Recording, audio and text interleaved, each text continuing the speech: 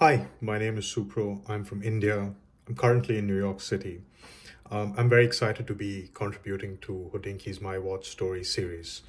So here today I have a Seiko quartz watch which used to belong to my grandfather. I tried looking into the serial number and tried to do some research on this watch, but it's very old. It probably dates back to the 1960s or the 1950s. It has a very stable VJ429011 quartz movement, a staple used by Seiko and some of the Japanese watchmakers like Citizen and Orient. This used to come in a metallic band originally, but I've replaced it with this beautiful distressed gray NATO. There's very little I know about this watch. There's very little that my grandfather mentioned about this watch, except one day in 2008, he called me and he said, "Look, I want you to have this watch." And I said, "Why?" And he said, "Because it's something that is going to keep you going for the next couple of years." And I said, "What do you mean?"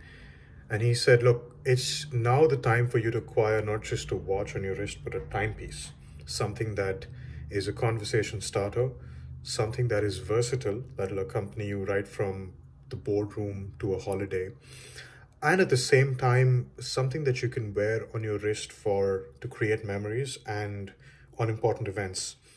And that kind of stuck with me. I've worn this watch on almost all my travels, a lot of important events professionally and personally. And it also opened the gateways of my interest in acquiring those timepieces that hit the sweet spot between being simplistic yet mysterious. When someone looks at this piece, it looks like there's a story behind it. It looks like it's been through a lot of memories. I also remember my granddad looking at me and saying that it's not just a watch. The reason I call it a timepiece is because there's so much of there's so much more attached to it, right? It's not just about telling the time.